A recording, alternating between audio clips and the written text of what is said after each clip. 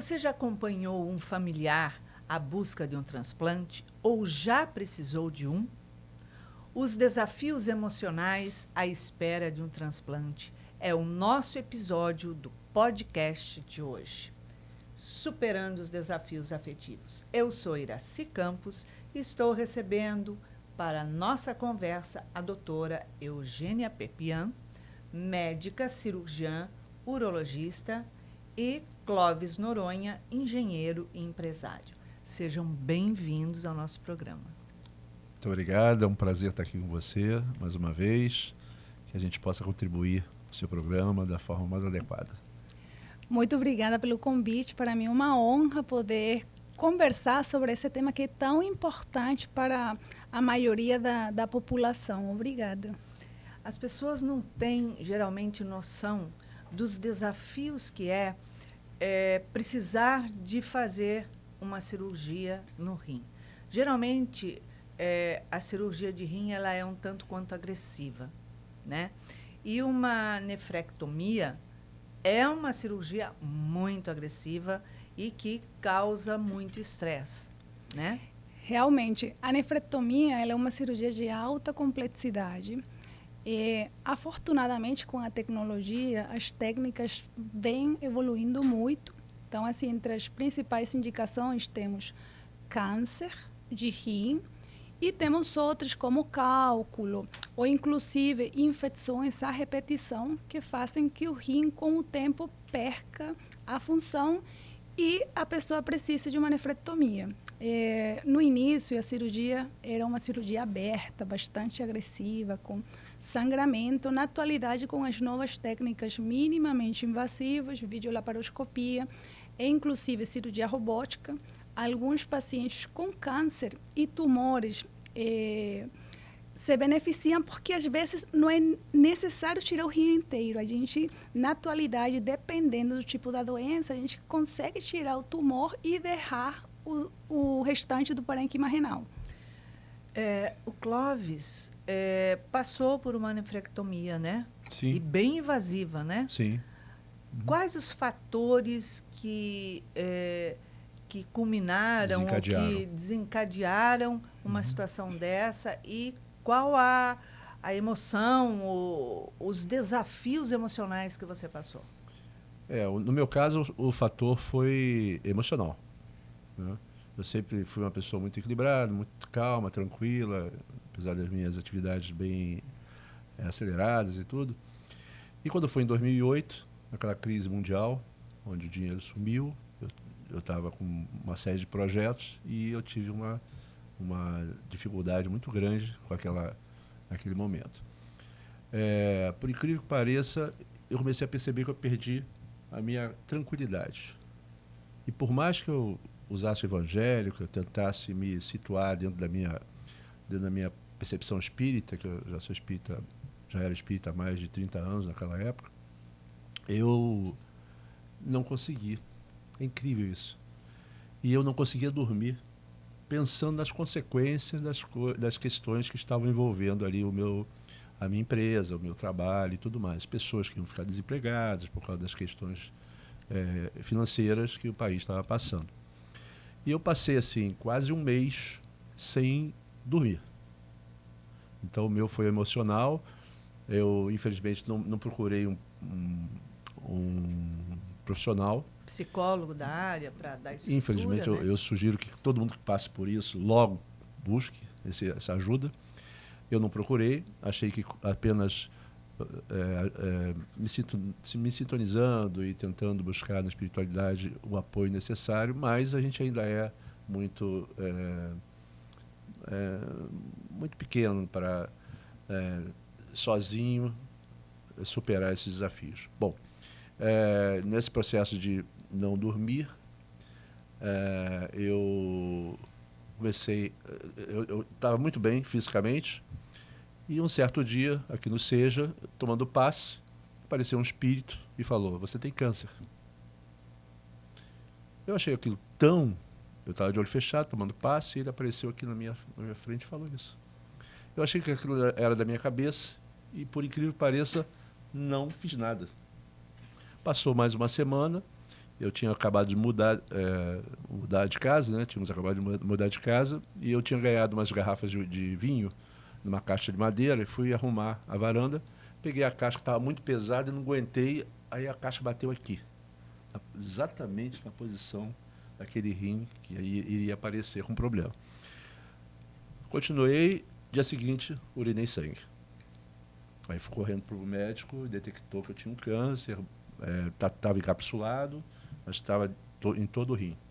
Aí passou mais uns 15 dias, eu fui para a cirurgia para poder eliminar esse câncer. Qual o impacto emocional quando você recebeu a notícia do seu cirurgião que, olha, você tem um câncer, tem que fazer uma nefrectomia, vai tirar esse rim e...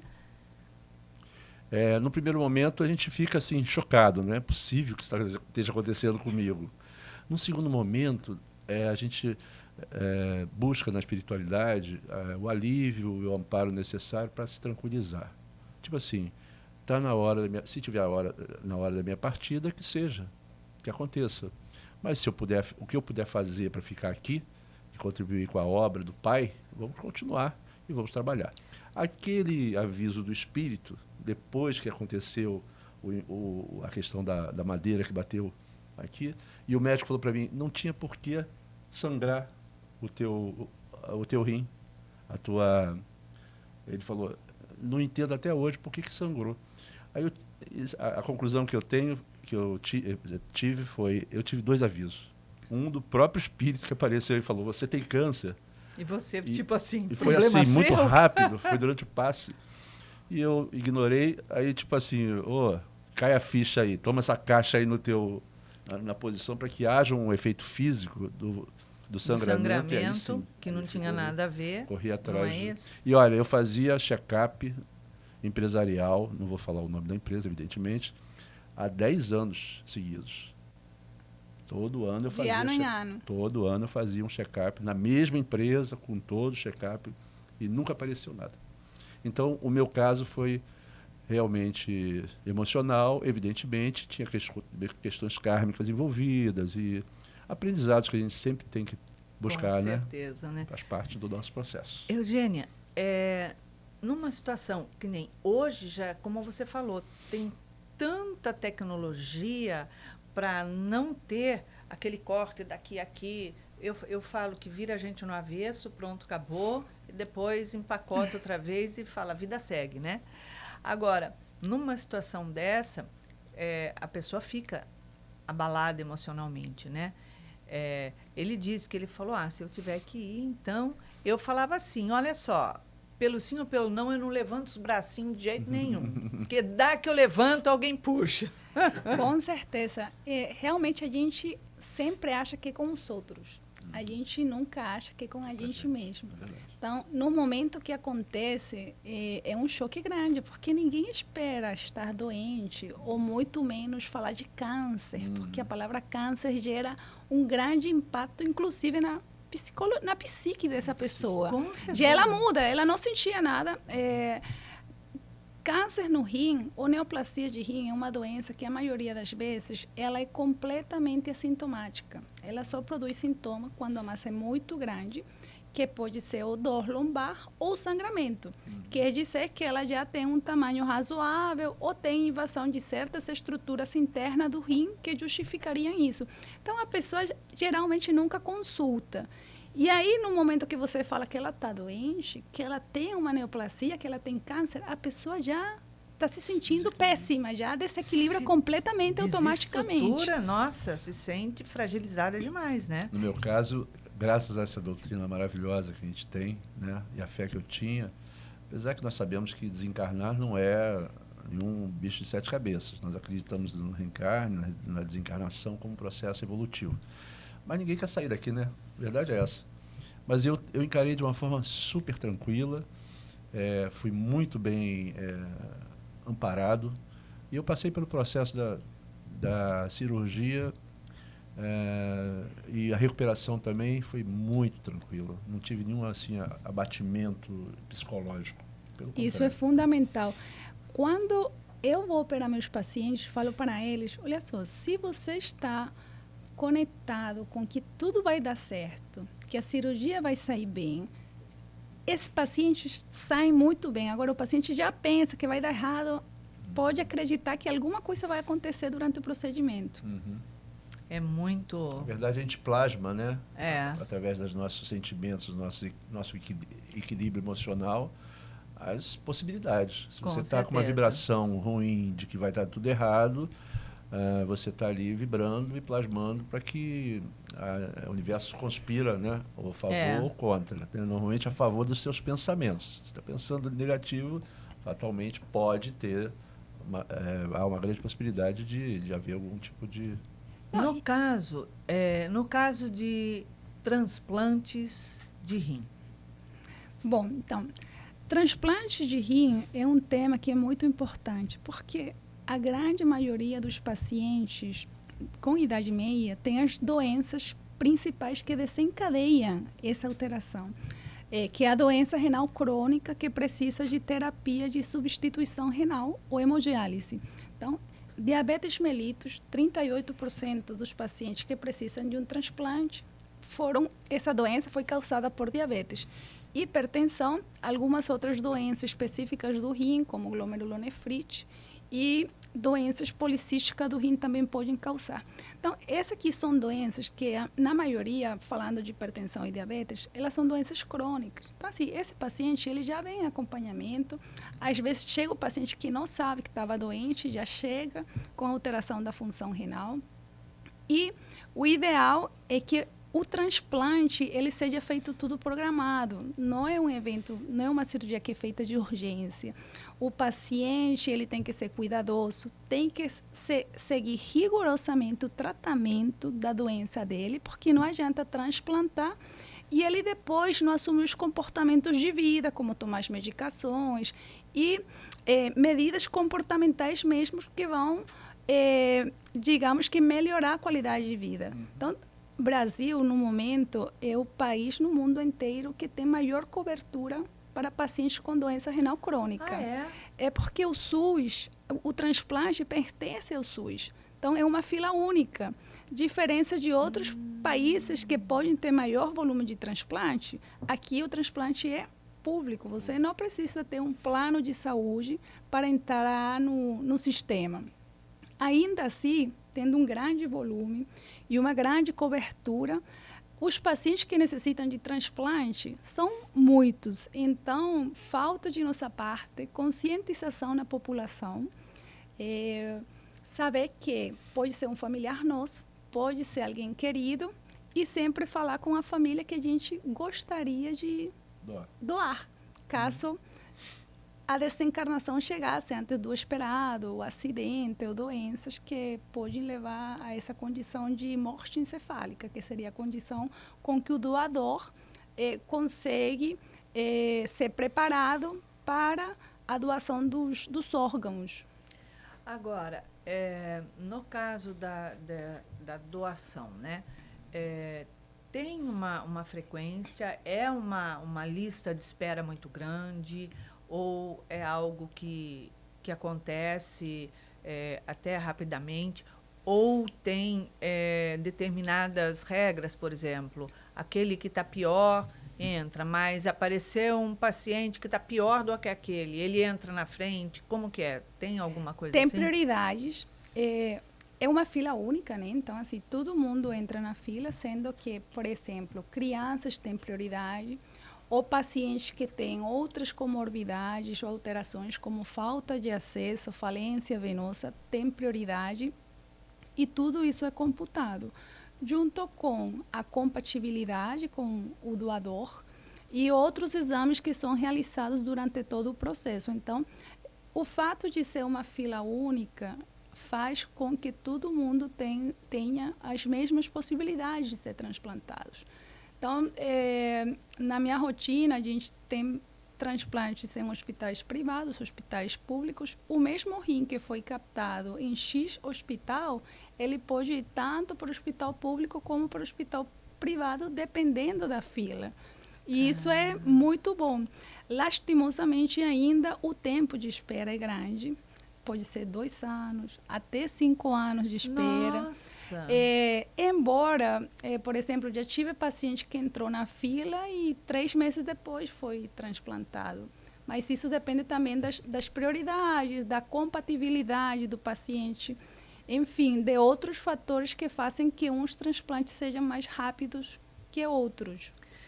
No caso de uma pessoa precisar de um transplante e tem que ficar aguardando na fila, porém, eu tenho alguém na família que quer me doar um rim. E se for compatível, essas coisas, eu não preciso ir para a fila. Eu vou ter o meu doador. Sim, essa possibilidade existe. A gente chama isso de transplante intervivo. É uma cirurgia muito bonita, porque a pessoa se doa para esse familiar e também para a gente, como cirurgião, muito delicada, gera muito estresse, porque não pode dar nada errado. E aí, entre as regras, está principalmente, tem que ser um familiar de primeiro grau. Então, vai ser o pai, a mãe, irmãos, esposo ou esposa, no caso. E, além disso, tem que ser bem estudado, com aqueles exames de compatibilidade. E o doador, ele não pode ter nenhuma doença ou alteração que levem à futura falência do único rim que ele vai ter. Então, deve ser bem estudado. A gente faz na rotina intervivo? Faz, mas com um volume bem menor em comparação ao doador falecido. Isso também se deve à grande cobertura que o sistema público dá. E, bom, é uma oportunidade também. Cada caso deve ser estudado de forma isolada, tanto o doador como o receptor, para que tudo aconteça. E ainda assim, muitas vezes, não temos como garantir que esse receptor vai conseguir ficar com esse rim, que às vezes o promédio de duração do rim no receptor pode ser de 10 a 20 anos. Não todos os pacientes têm essa sorte. Alguns rejeitam com 2 anos, no mês, ou simplesmente não funciona depois do transplante. Olha só. Deve haver muita rejeição. Esse ano é um ano muito importante porque o Brasil e o Rio de Janeiro, principalmente, está comemorando 60 anos do primeiro transplante que foi realizado no Hospital dos Servidores.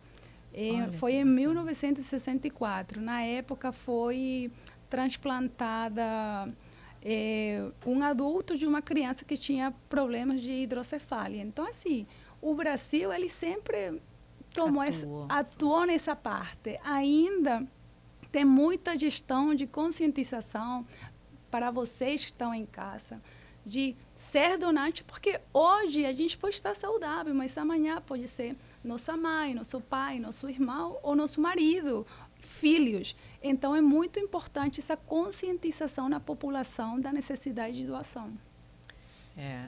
Realmente, as pessoas no nosso país não pensam em doar órgão nenhum, né?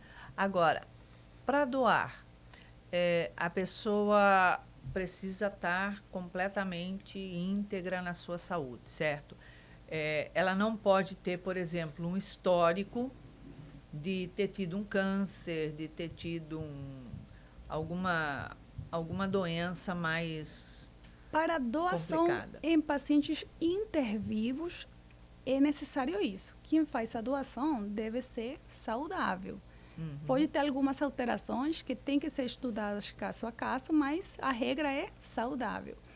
Agora, quando a doação é de doador falecido, então foi aquele paciente que teve um acidente automobilístico, de trânsito, que teve um AVE ou alguma outra alteração que levou à morte encefálica, esse paciente também é avaliado de forma integral e também não pode ter, por exemplo, doenças neoplásicas que possam ser transmitidas ou infecciosas que possam ser transmitidas ao receptor. Enquanto as infecciosas, varia muito, a gente tem que ver porque há certas doações que é possível fazer, sim, dependendo do tipo de infecção que estejamos falando e do receptor, claro, que vai receber esse rim.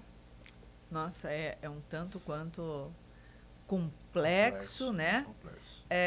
A equipe que faz transplante, né? Eu sei que você é uma cirurgiã especialista em transplante. A equipe que faz transplante, geralmente ela é grande, ela é mais reduzida. Quanto tempo de cirurgia para um transplante? Então, é uma equipe multidisciplinar. Normalmente temos 2 cirurgiões durante o procedimento.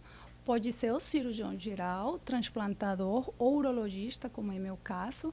Temos um anestesista também especializado naquela área, porque você precisa de medicações, de tempos específicos, e uma instrumentadora. Isso é a equipe que está dentro de campo. Mas, como os transplantes, dependendo do hospital onde trabalhemos, por exemplo, hoje de manhã já teve 2 transplantes, muitas vezes pode ser 4 transplantes. Hoje de manhã. Pode ser 4 transplantes no mesmo dia, dependendo do volume do hospital. Aí precisa de uma equipe maior. Então, temos vários cirurgiões na equipe, com vários anestesistas especializados, e também, muito importante, que é uma equipe de nefrologia especializada. Porque depois da cirurgia, a parte clínica é supremamente importante. E é um nefrologista, antes da cirurgia, com o preparo do paciente, e depois da cirurgia, com o acompanhamento a longo prazo, que vai cuidar desse paciente também. Quanto tempo de cirurgia? Olha, geralmente? Em promédio, se não tiver nenhuma intercorrência, pode ser de 2 a 3 horas. Essa é a meia, mas pode ser um pouco mais demorado. Às vezes, os pacientes têm variações anatômicas, ou o rim também vem com variações anatômicas que fazem com que essa cirurgia seja mais desafiadora. Além das alterações daquele paciente que já tem doença renal crônica. Geralmente, um paciente que é vasculopata, que tem alteração nos vasos, de trombos. Então, assim, realmente, a gente vai com uma expectativa, porque ele já foi estudado, mas quando a gente chega lá, vê as estruturas, a gente encontra outra realidade, muitas surpresas. A gente sempre entra com o pensamento que vai dar tudo certo, que esse paciente vai conseguir sair da diálise, porque diálise é um procedimento que, embora dá vida, que a pessoa continua com a vida, tira a qualidade de vida do paciente, são 3 vezes na semana, às vezes 4 horas na máquina, cada dia que ele vai dialisar. E o transplante permite a ele um pouco mais de liberdade, melhora muito a qualidade de vida. Então, a gente sempre entra com essa expectativa que esse paciente vai conseguir sair da diálise, vai aproveitar no máximo esse rim que está sendo doado para ele. Agora você vê como é que evolui, né? Nossa! A minha cirurgia, que não foi um transplante, foi uma nefrectomia, acredito que seja muito mais fácil, né? Depende, não sempre. Sabe quanto tempo? 8 horas. Caramba. 8 horas. Há 17 anos atrás. Caramba. Então, foi por videolaparoscopia ou foi não, aberta? Foi aberta. Então, naquela época, foi outra época. A tecnologia, ela veio para ajudar a evolução dos pacientes e a nós como cirurgiões. Se bem que o médico que me operou falou que perdeu muito tempo para avaliar se havia alguma neoplasia no entorno, né? Sim. Então ele demorou mais tempo porque ele ficou ali em cima para ter esse cuidado. Mas em promédio, uma nefrectomia não demora tudo isso, não. Por videolaparoscopia pode ser também 3 horas, mais ou menos, dependendo do caso. Mas tem casos que são abertos, que são de maior complexidade, que demandam, de fato, um tempo maior. E por vídeo, tem como ver toda a religião em volta, com um patologista, o que está comprometido, se deveria tirar mais um pouco em algum lugar? De fato, videolaparoscopia é o tratamento padrão para neoplasia do rim. Porque com ele a gente tem, primeiro, um procedimento minimamente invasivo e que facilita a visualização de todas as estruturas. Mas, porém, tem pacientes que têm doença muito avançada. Então, tem pacientes que eles já têm invasão de outras estruturas, que às vezes não sempre isso contraindica a cirurgia, mas faz com que seja de maior complexidade. E muitas vezes, se o cirurgião não tem expertise desse tipo de cirurgia complexa por videolaparoscopia ou por cirurgia robótica, aí precisa de ser uma cirurgia aberta. Então, assim, já teve paciente com tumor no rim, trombo, que ia para a veia cava, e a gente precisava da cirurgia cardíaca em sala, porque precisava também fazer uma incisão no tórax para ver se a doença ia ter o coração. Então, assim, cada caso é um caso. E aí, nesse caso, é uma cirurgia que demora 6, 8 horas. Eu tenho uma pergunta que nós recebemos aqui e que é bem interessante, porque ela diz assim que a mãe dela precisa fazer uma cirurgia de rim, precisa fazer um transplante. Porém, ela está na fila de espera já há 2 anos e ela fica rezando para que apareça esse rim. Mas, ao mesmo tempo, ela se culpa. Ela se culpa muito porque, de uma outra forma, ela está rezando para que alguém morra para que doe o rim para a mãe dela. E aí, o que é isso? Pois é, um dilema. Total. O que a espiritualidade diz, né, a respeito do transplante? Como é que funciona isso? Eu entendo assim que o transplante é uma tecnologia que nós tivemos a oportunidade, a possibilidade de ter acesso pela nossa já capacidade mais ampla de entendimento da nossa estada aqui, e a espiritualidade traz essas revelações na hora certa que aquele grupo, aquela sociedade está apta a ter essa benesse. No futuro, com certeza, nós que estivermos mais moralizados, mais preparados, mais irmanados, não vai se abrir estrutura nenhuma para fazer cirurgias agressivas, não é isso, doutora? Deve ter sintético daí, né? Você vê nos filmes de ficção científica, eles já fazem um escaneamento e já vai lá, através de vibrações e incisões eletromagnéticas, e vão lá tratar o início de uma possibilidade de uma molécula ou de uma célula que começa a ficar danificada. Acredito até que no futuro, pela plenitude, né, dos nossos pensamentos, nem a doença vai ser tão frequente na nossa sociedade, porque nós vamos estar plenos. Como a gente sabe que as doenças vêm para nosso desequilíbrio, naturalmente, nós progredindo espiritualmente, as doenças que nós conhecemos vão sendo amainadas e, aos poucos, na medida que a gente conquista. Ou seja, se veio esse conhecimento, se veio essa oportunidade, a gente sabe que não chega nenhum conhecimento, nenhum desenvolvimento de tecnologia, de nada, se não é pela permissão divina e para que haja o progresso da humanidade. Então, ela deve orar, sim, para receber esse rim. Com certeza. Ela não está orando para que tire a vida de uma pessoa que é para poder dar vida para a mãe dela. Muito pelo contrário, né? Que de um acidente, de uma situação de dor, aquele órgão não seja desperdiçado, enterrado, cremado, mas que ele possa dar continuidade à vida de outra pessoa, né? Então, isso é fundamental. O emocional sempre fica muito abalado, né? Daquele que vai para a cirurgia, dos familiares que ficam ali na torcida. Com certeza. É um desafio para o núcleo todo, tanto o paciente quanto a família, quanto a equipe cirúrgica, quanto a equipe clínica que acompanha esse paciente, porque todo mundo está vibrando para tudo acontecer certo, da forma adequada, e esse paciente melhorar sua qualidade de vida. É isso aí. Pois é, estamos chegando ao final do nosso podcast Superando os Desafios Afetivos, e isso é um grande desafio. Com certeza. Né? De uma equipe, de uma família, da espiritualidade que está orquestrando todo aquele momento para que tudo aconteça para poder dar vida. e, com certeza, auxiliar para aquele que está recebendo, valorize a vida, né? Perfeito. Faz a gente parar para olhar a gente mesmo e falar assim, olha só, está na hora de fazer alguma coisa, melhorar, decolar, mudar.